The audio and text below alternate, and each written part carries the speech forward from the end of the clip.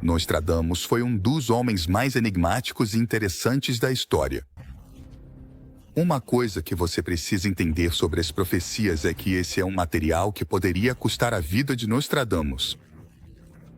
E nos cabe a nós usá-lo sabiamente. Como ele faz essas coisas? Deve estar trabalhando com o diabo. Desde o caos sangrento da Revolução Francesa até a ardente destruição de Londres. E as devastadoras explosões das bombas atômicas que puseram fim à Segunda Guerra Mundial. Esses tempos da história foram previstos séculos antes de acontecerem. Agora, surgiu outra profecia centenária do enigmático Nostradamus, provocando medo e curiosidade. O que a vidente previu para a família real? As palavras dele podem realmente prever o futuro. Junte-se a nós em uma jornada emocionante enquanto descobrimos a arrepiante profecia de Nostradamus, que deixou a todos em suspense. Número 1. Quem é Nostradamus? Em Saint-Rémy de Provence, nasceu Michel de Nostradam, conhecido como Nostradamus. Seus primeiros anos foram cheios de vitalidade familiar. Esse menino, Michel de Nostradam, cresceria para ser conhecido no mundo como Nostradamo, um nome que ressoou através dos séculos com um lar de mistério e assombro profético. Os primeiros anos de Michel foram cheios da vitalidade de uma família numerosa.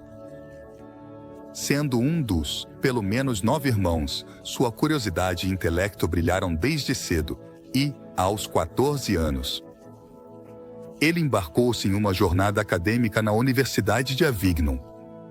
No entanto, a implacável praga que assolou a região forçou a universidade a fechar suas portas, interrompendo abruptamente sua educação formal. Sem se abalar, o jovem Michel vagou pelo campo durante 8 anos, mergulhando no estudo de remédios à base de ervas. Sua jornada por campos e florestas, conhecendo curandeiros e pessoas sábias, alimentou uma profunda compreensão das medicinas da natureza. Esse conhecimento seria de grande utilidade para ele. Quando mais tarde se matriculou na Universidade de Montpellier em 1529, com o objetivo de obter um doutorado em medicina. O destino, no entanto, tinha outros planos. O passado de Michel como boticário, uma profissão mal vista pela universidade, voltou para assombrá-lo. O procurador estudantil. Número 2. Guilherme, conde. Ele foi expulso por considerar que seus antecedentes eram incompatíveis com os padrões da instituição. No entanto, a determinação de Michel permaneceu inabalável. Ele continuou exercendo como boticário, ganhando reputação por seus remédios inovadores. Entre elas estava sua famosa pílula de rosas, que se acreditava oferecer proteção contra a temida peste, que uma vez havia interrompido seus estudos. Buscando consolo e estabilidade, Nostradamus finalmente se estabeleceu em Salon de Provence. Foi aqui que ele se casou com Anne Ponsard, uma viúva rica. A união deles trouxe um novo capítulo de felicidade ao dar as boas-vindas ao mundo a 6 crianças, 3 filhas e 3 filhos. Nostradamus parecia ter tudo. Ele e Anne tiveram a sorte de possuir uma parte do Canal de Craponne, um projeto notável, criado por Adam de Craponne. Esse canal tinha como objetivo trazer água do rio Durance para irrigar as terras secas de Salon de Provence e o deserto próximo de La Croix. Com riqueza e uma família, Nostradamus tinha o que muitos desejavam naquela época. No entanto, apesar de sua aparente satisfação, ele sentia que faltava algo. O homem que viu o fim dos tempos. No meio de suas provas pessoais e esforços profissionais, Nostradamus continuou buscando seu propósito na vida, e depois de outra visita à Itália, uma mudança começou a agitar-se dentro dele. O mundo da medicina, que uma vez havia definido seu propósito, aos poucos foi dando lugar ao apelo do oculto. Abraçando as tendências populares da época, ele escreveu um almanaque para o ano de 1550. Foi nesta publicação que ele latiniza, pela primeira vez, seu nome para Nostradamus, um nome que em breve ecoaria na história. O sucesso do almanaque foi nada menos que surpreendente. Animado por esse triunfo, Nostradamus decidiu fazer disso um esforço anual. Ao longo dos anos, esses almanaques acumularam uma impressionante coleção de pelo menos 6.338 profecias e 11 calendários anuais, cada um dos quais começava em 1º de janeiro. Sua reputação, como nobre, disparou e figuras proeminentes de terras distantes buscaram seus horóscopos e conselhos psíquicos. Então, Nostradamus embarcou em seu projeto mais ambicioso. Até o momento, um livro de 1000 quartetos. Escritas principalmente em francês, essas quartetos, cheias de enigmáticas profecias sem data, se tornariam sua obra mais famosa. Consciente do potencial de oposição religiosa, ele escondeu habilidosamente seus significados. Utilizando uma combinação de sintaxe virgiliana, trocadilhos e uma mistura de idiomas, incluindo grego, italiano, latim e provençal. Número 3. Os versos misteriosos. Provocaram um espectro de opiniões. Alguns o chamaram de servidor do mal, fraude, ou até mesmo louco. No entanto, entre a elite ele encontrou muitos seguidores. Uma de suas mais fervorosas admiradoras foi Catarina de Médici, esposa do rei Henrique II da França. Era o ano de 1555, quando Catarina encontrou pela primeira vez seus almanaques, que continham indícios crípticos de ameaças à família real. Intrigada e talvez inquieta, convocou Nostradamus a Paris. A viagem o deixou inquieto. Temia que pudesse enfrentar a execução. No entanto, sua audiência com a rainha marcou um ponto de virada. Buscou explicações para suas sinistras previsões e pediu horóscopos para seus filhos. Longe de enfrentar o machado, o relacionamento de Nostradamus com a família real floresceu. A rainha Catarina nomeou conselheiro e médico ordinário de seu filho, o jovem rei Carlos IX da França. Apesar de seu favor real, a vida de Nostradamus não foi isenta de perigos. Alguns relatos sugerem que ele temia a perseguição da Inquisição por heresia, mas suas práticas em profecia e astrologia geralmente não atraíam tais acusações. Solo quando se aventurou na magia, ele se arriscou a cruzar linhas perigosas. Em 1566, Nostradamus se encontrava nos últimos suspiros de uma longa batalha contra a gota, uma doença que o atormentava há anos. E que fazia com que até os movimentos mais simples se tornassem uma prova dolorosa. Sua saúde se deteriorou ainda mais, até se tornar edema, deixando-o cada vez mais debilitado. Na tarde do dia 1º de julho, Nostradamus, sentindo a proximidade iminente de sua morte, confiei a seu secretário, Jean de Chavigny, dizendo: "Não me encontrarás vivo ao amanhecer." Fiel às suas palavras, na manhã seguinte ele foi encontrado sem vida, jogado no chão ao lado de sua cama e de um banco, exatamente como previu sua própria morte. Ao longo dos séculos, as profecias de Nostradamus têm fascinado e desconcertado tanto eruditos quanto entusiastas. Embora seus versos crípticos costumem estar abertos a interpretações, muitas de suas previsões foram surpreendentemente precisas.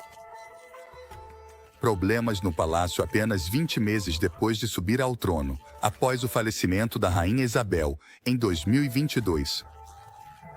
O rei Carlos pode estar prestes a deixar o trono depois de ser diagnosticado com câncer de próstata. Os detalhes específicos de sua condição estavam envoltos em um véu de segredo real, mas a revelação desencadeou uma tempestade de preocupação e especulação entre o público e os especialistas igualmente. O autor britânico Mário Reina, um especialista nas enigmáticas profecias de Nostradamus, desenterrou uma previsão particularmente sinistra dos escritos do vidente. Essa profecia, que coincidia inquietantemente com o diagnóstico do rei, sugeria que o governo do rei Carlos poderia ter sido interrompido. Os versos de Nostradamus insinuavam a queda do monarca, aludindo a uma possível abdicação ou destituição do trono. Número 5. O afastamento do príncipe Harry das normas reais tradicionais, incluindo casar-se fora da família real. Gerou uma importante controvérsia na mídia e tensionou a relação com sua família, em particular com seu pai. Ao saber do diagnóstico de câncer de Carlos, o príncipe Harry voa apressadamente para o país em um avião particular para estar ao lado de seu pai. Esse retorno repentino dá um peso à previsão de Nostradamus sobre alguém com características pouco convencionais assumindo o lugar de Carlos. O autor, Mário Reina, ele interpretou essa previsão como um indício da surpreendente possibilidade de que o príncipe Harry governe no futuro, embora atualmente isso seja pouco provável. Esse misterioso prognóstico real provocou diversas interpretações entre diferentes grupos. A maioria dos historiadores acredita que, embora a abdicação de Carlos possa acontecer, a ideia de que o príncipe Harry se torne rei parece improvável.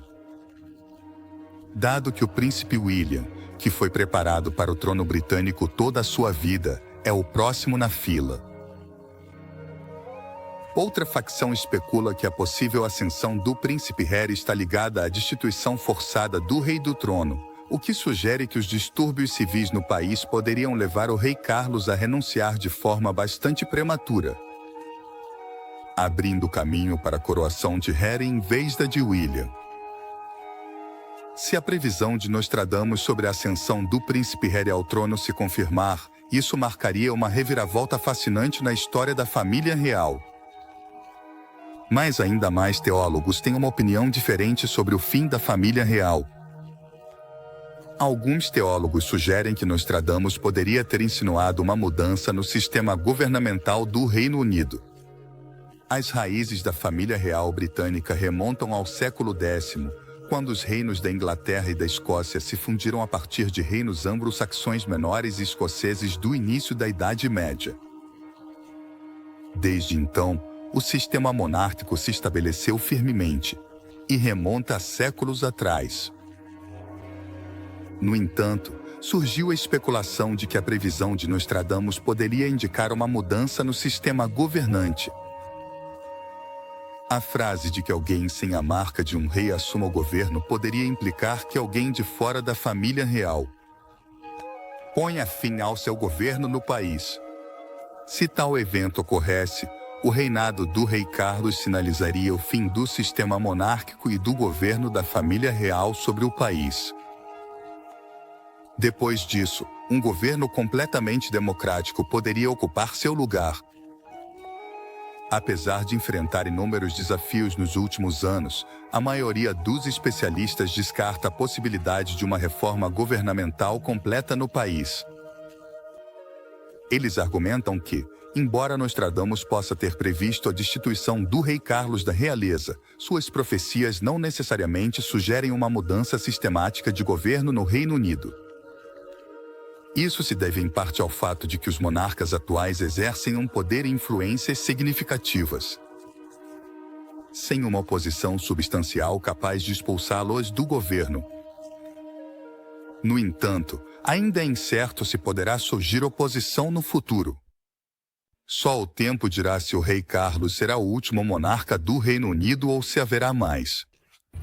Número 6. A Revolução Francesa. Falando sobre a perda de poder da família real, o vidente previu a queda da família real francesa. Em suas palavras, ele disse que do povo escravizado se levantarão cantos, cânticos e demandas, enquanto príncipes e senhores permanecem cativos nas prisões. Essas serão então recebidas como orações divinas por idiotas, sem cabeça. podemos pensar na população escravizada como o terceiro poder. O povo comum da França, que na sua maioria vivia em uma pobreza terrível e enfrentava muitos tratamentos injustos. De 1789 até o final da década de 1790, houve muita agitação social e política na França do século XVIII. Durante esse tempo, os cidadãos franceses se levantaram furiosos contra um sistema que não reconhecia a extensão de seu sofrimento antes que a Revolução começasse. Os camponeses, então classificados como servos e atados a uma espada, a certa servidão, enfrentam altos impostos e duras obrigações impostas pelos proprietários de terras aristocráticos. O rei Luís XIV e sua mimada rainha, Madame Déficit, tentaram aliviar o fardo financeiro do povo francês. De certa forma, mudando algumas leis para beneficiar os camponeses e até organizando cenas públicas no Palácio de Versalhes. No entanto, a monarquia não foi cega para as lutas do povo. Eram extremamente míopes, cansados de seus próprios privilégios e incapazes de lidar com os principais problemas de seus súditos. Independentemente de quão gentis tentassem ser o rei e a rainha, a conclusão era que a França não conseguia se alimentar nem pagar sua dívida iminente. Essa falta de consciência levou à sua queda. Embora a desconexão entre o estilo de vida luxuoso do palácio e o desespero do plebeu seja agora considerada uma das principais razões para a Revolução Francesa. Isso também levou Maria Antonieta e o rei Luís XIV, junto com outros, a perderem suas bem cuidadas cabeças. Número 7. O rei Luís XIV. Ele era um homem com visão de futuro, entusiasmado com o iluminismo e disposto a abraçar a mudança liberal. Como resultado, ele apoiou a rebelião na América, onde os colonos lutavam contra os seus governantes britânicos. Enviou soldados, barco e abundantes suprimentos para ajudar na luta pela libertação. Apesar das boas intenções do rei, esse apoio enfraqueceu a França política e economicamente, duas coisas que a nobreza francesa não estava disposta a pagar com impostos mais altos. Em uma reviravolta irônica, o rei Luís ajudou os americanos a derrubar seu distante rei britânico, acumulando uma enorme dívida no processo. Depois de frustrar os parlamentares que buscavam uma mudança significativa, o rei Luís. Finalmente, ele permitiu que a nova Assembleia Nacional redigisse uma constituição para ajudar a todos na sociedade francesa, sem sobrecarregar nenhuma classe específica. Mas, embora o rei parecesse estar de acordo, ele armou secretamente seu palácio. Em resposta, a Assembleia criou uma Guarda Nacional para a autodefesa. O rei havia unido o povo sob a Assembleia Nacional, mas não conseguiu arrecadar dinheiro dos impostos dos ricos. Não conseguiu organizar seu parlamento e não conseguiu controlar o poder da Guarda Nacional. Em 1789, o povo francês decidiu que já estava farto do governo aristocrático. Depois que uma multidão enfurecida tirou à força o rei e a rainha de Versalhes e os colocou sob vigilância rigorosa. No Palácio das Tulherias, as coisas pioraram. Uma fuga fracassada provocou um maior escrutínio por parte de pessoas que acreditavam que a família real não se importava com o seu bem-estar. Quando o rei se negou a renunciar, a Assembleia Nacional, agora chamada de Convenção Nacional, declarou a monarquia ilegal. Na França recém-liberada, o rei e a rainha perderam seus títulos e logo suas cabeças. O terceiro poder se rebelou e tomou de assalto a Bastilha, uma fortaleza em Paris, usada como prisão. Número 8. A queda da Bastilha simbolizou o abuso de poder da monarquia e marcou o auge da Revolução Francesa. Os camponeses determinados rapidamente tomaram o controle de Paris e impuseram suas demandas, capturando a realeza. A parte sem cabeça da profecia se refere à guilhotina. Embora a Revolução Francesa, no fim das contas, não tenha alcançado seus objetivos e muitas vezes tenha se transformado em um banho de sangue caótico, a rebelião em si ainda é considerada um dos pontos de virada mais importantes na formação do mundo moderno. Ao longo da história, as pessoas têm lutado com questões de classe e privilégios. Frustrados e irritados pelas más políticas econômicas da época, os cidadãos franceses finalmente se encarregaram de desmantelar esse sistema opressivo. Imaginaram uma nova paisagem nacional para si mesmos, onde instituições centenárias como o sistema feudal e a monarquia absoluta poderiam ser substituídas por outras mais justas e sustentáveis. As profecias de Nostradamus sobre a morte de Henrique II tinham uma conexão significativa com as famílias reais de sua época. Em seu livro de profecias, ele decifrou que um leão jovem derrotaria um leão velho em uma batalha em um campo de guerra. Em combate singular, essa previsão, que pareceu se tornar realidade, melhorou enormemente sua reputação. No verão de 1559, o rei da França celebrou grandes casamentos para sua filha e sua irmã, e para comemorar, foi realizado um grande torneio. O rei Henrique II, querendo mostrar suas habilidades como guerreiro, desafiou o renomado conde de Montgomery para um combate singular durante sua justa com lanças sem ponta. Número 9. A lança de Montgomery. Se rompeu e a ponta afiada atravessou a fenda do capacete de Henrique II e perfurou seu olho. Depois de 10 dias de dor insuportável, Harry morreu.